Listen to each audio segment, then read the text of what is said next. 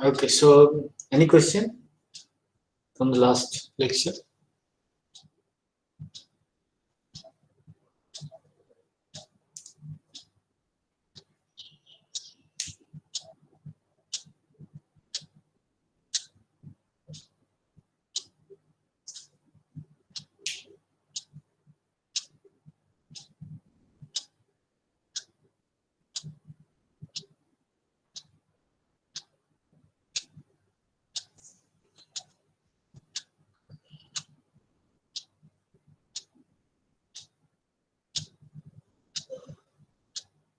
No question.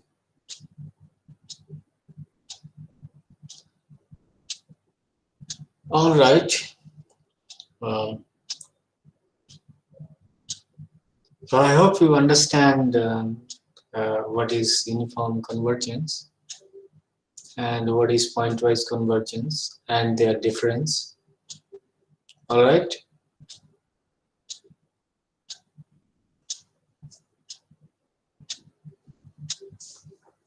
So let me today give a brief account of how to. So we know uniform convergence implies pointwise convergence. The converse is, of course, not true, right?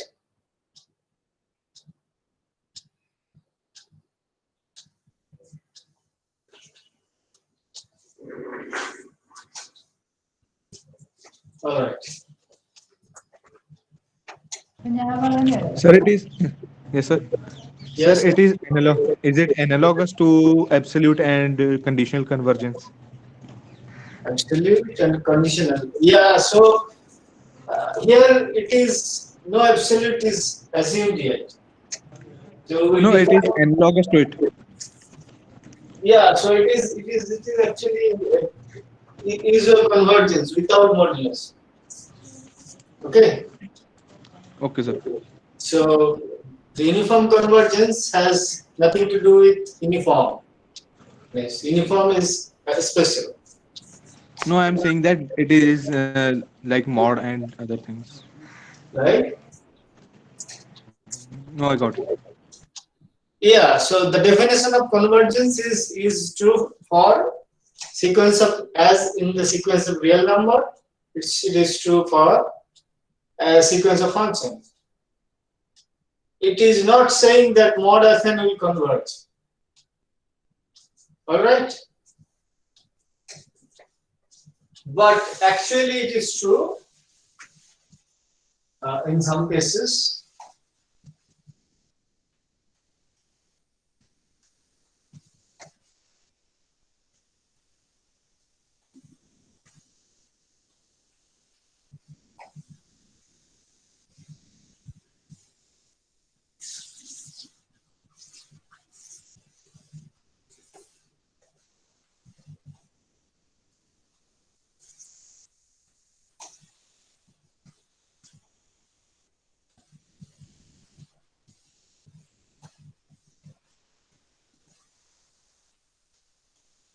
So let me define what is absolute convergence.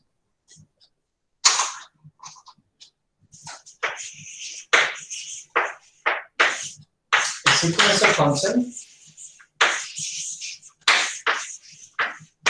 fn on E is a subset of R is said to converge absolutely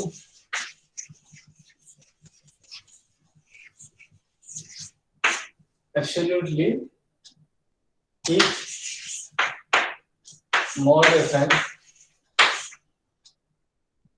this sequence converges.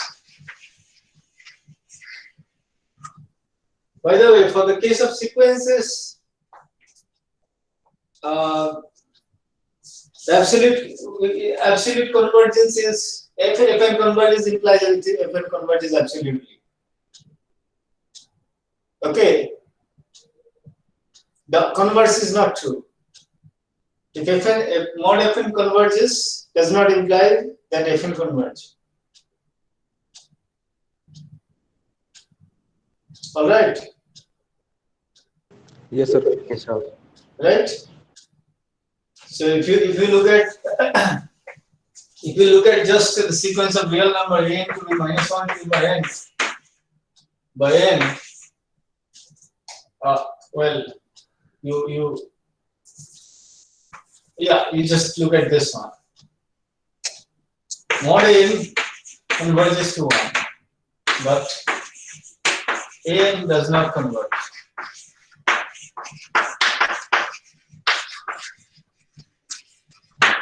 But the point is, if Fn converges,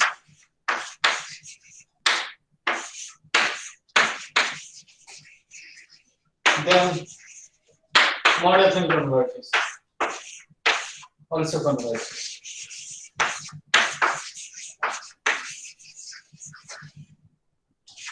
So this is an exercise to check. This is a very simple exercise, version of triangle inequality. It uses version of triangle inequality, and it's good. But this is not true when we consider a sequence of series of functions that will come after some time. All right. Okay. So this absolute convergence will occur more when we talk about series of functions.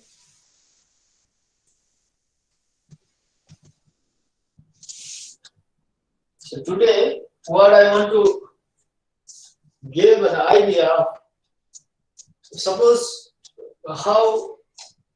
pointwise from how different is from pointwise convergent from uniform convergent.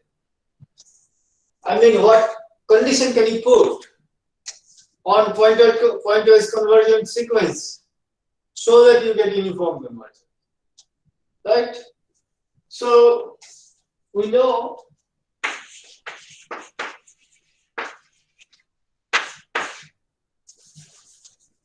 that uniform convergence implies pointwise convergence. But this is not true. This is not true. Now, here is a theorem which gives you, under certain condition, pointwise convergent sequence gives you a uniform convergence. So suppose Fn, let Fn be a sequence of continuous functions such that one Fn converges to F pointwise and F is continuous function on P. Secondly, Fn is decreasing.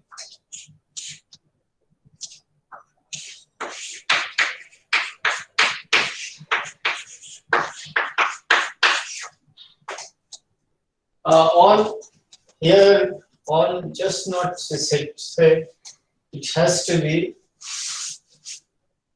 on a compact set K. And you have pointwise convergence and the limit function is continuous and the sequence is a decreasing sequence. Then Fn converges to F uniformly.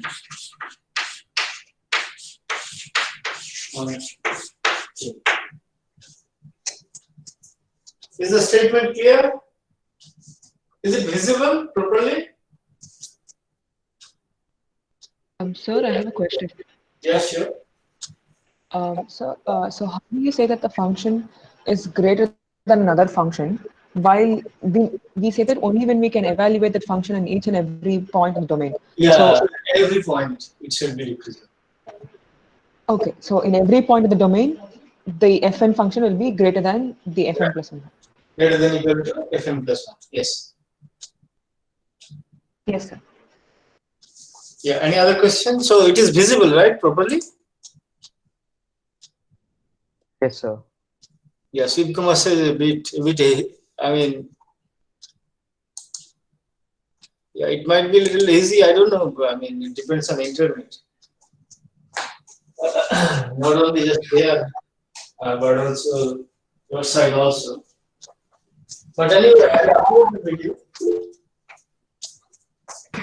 Sir, is K the domain of the functions? K is the domain of function. Yes, yes, yes. Okay.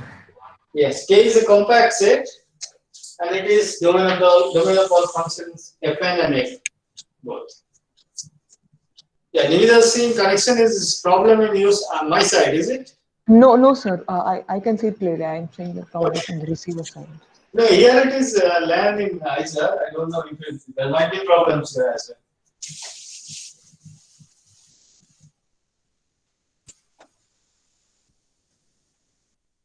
All right, so I don't have much time, but let me. This argument is pretty beautiful. The proof of this, it uses the property of compact sets. So, what are the properties of compact sets? You know.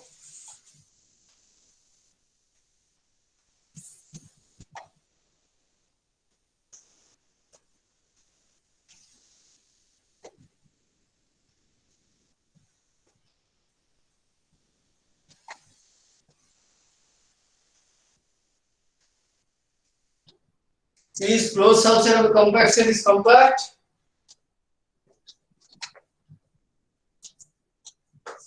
Is closed subset of compact set is compact? Yeah, yeah. So instead of writing, please speak up. Otherwise, it's I will come and see. All right. So one fact is any closed subset of a compact set is compact. It is true in a metric space, and of course, it is true in case of R. And what about suppose the sequence of compacts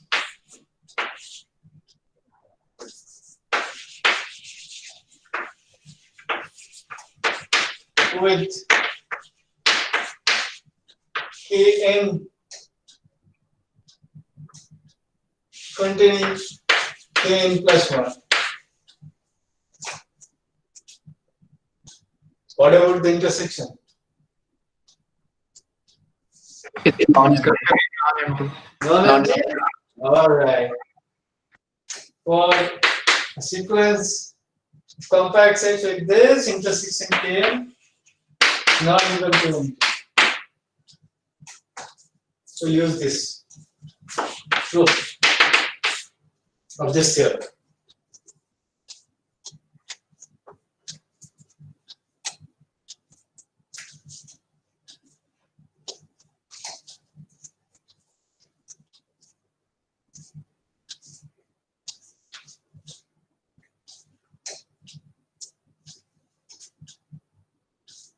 So fix. So what do you need to show? You need to show that Fn converges to F.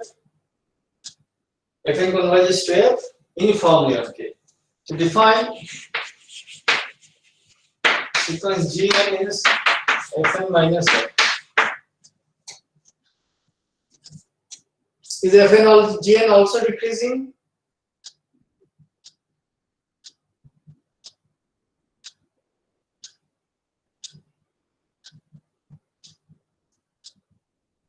Yes, sir. Yes, I guess GN also Yes, decreases.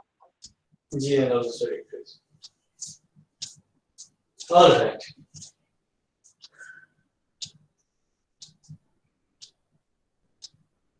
All right. All right. So now you define Kn I'm just omitting the other language, the main idea I'm putting here. X in K such that, so fix an epsilon.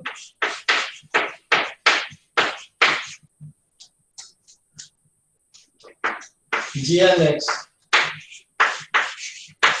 greater than or equal to epsilon.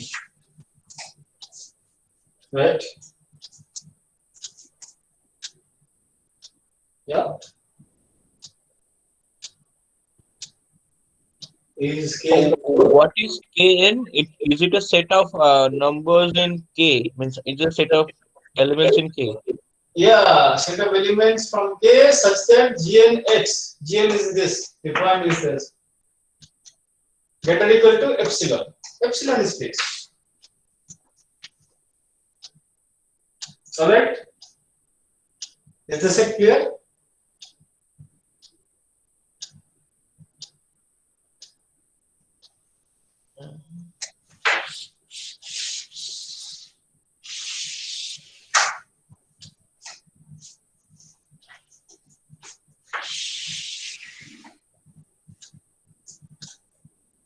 Yeah, is it a closed set?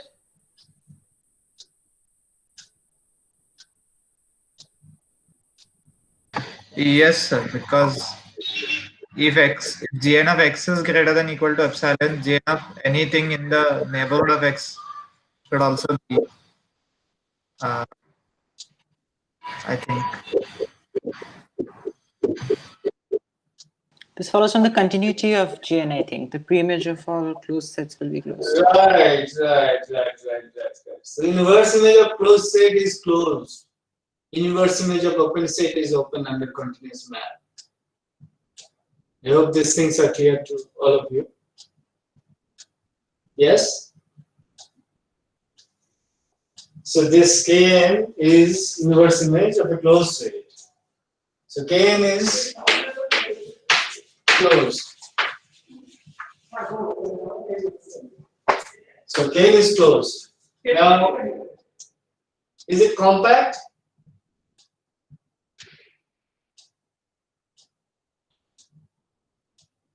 Come on, think. Is it compact? Yeah, it is. Yes, it's a closed set. Right. So it was the first one. So Kn is subset of K. This implies Kn is compact. Alright? Is Kn is decreasing?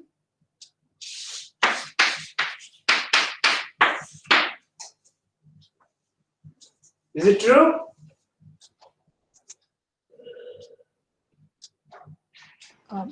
Yes. Yes, Yes, sir. Kn is decreasing. Yes. By this decreasingness of a pen, right?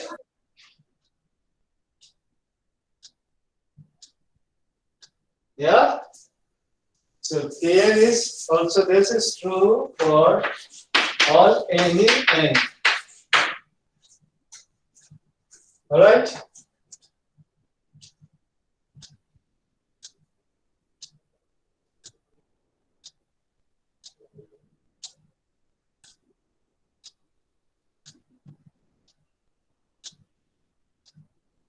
Fine. Yes, sir. All right. Now suppose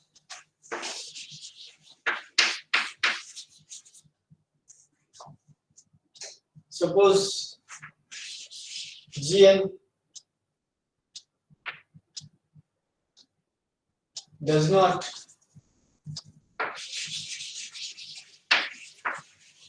converge uniform.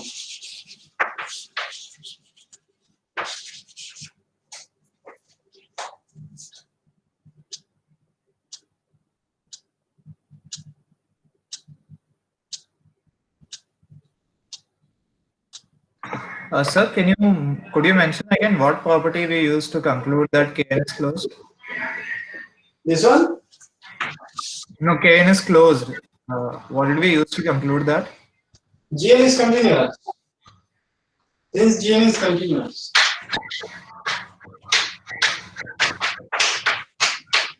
J inverse of epsilon to infinity is zero. So this implies K is zero. Okay. Yeah. yeah. Okay. All right. All right. All right. All right.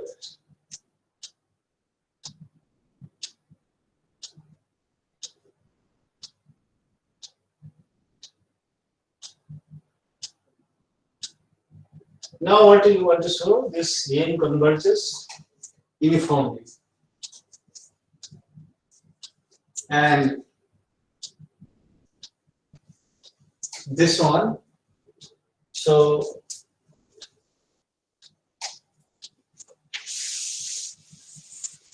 this implies intersection of Kn not G. What does it mean?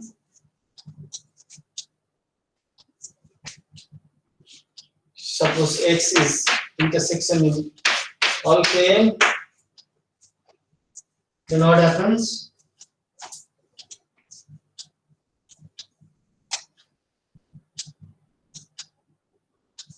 That implies X naught, G and X naught greater equal to epsilon for all n, right? Is this true? Yes, sir. That contradicts, right? This contradicts.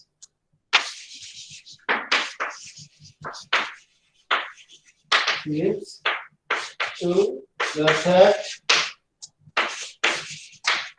that Fn converges to F pointwise, right? So then that means Fnx minus Fx has to go to 0, right? So that means the intersection of K has to be empty. There cannot be any point, which means there exists n naught such that K has to be empty for all n bigger than n naught, right? Is this clear?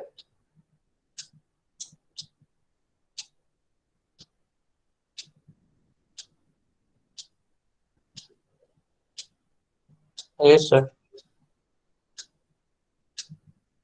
Right. So this cannot happen because Fn converges to F pointwise, right? Fn converges to F pointwise. Pointwise, yes.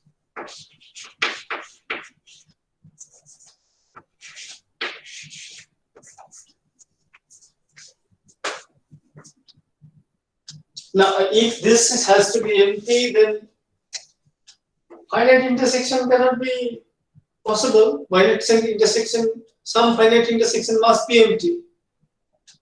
So, at some end, there will be n. After that n, all Kn must be empty, and this implies Fn converges to F uniformly. So, last part you need to check. Okay.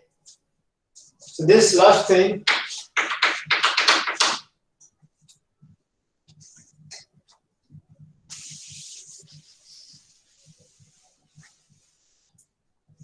so the last part implies Fn converges to F uniformly on K.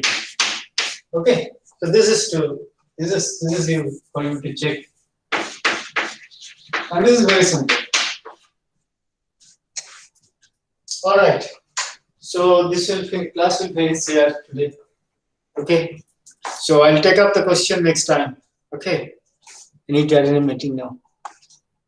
All right, see you. Bye.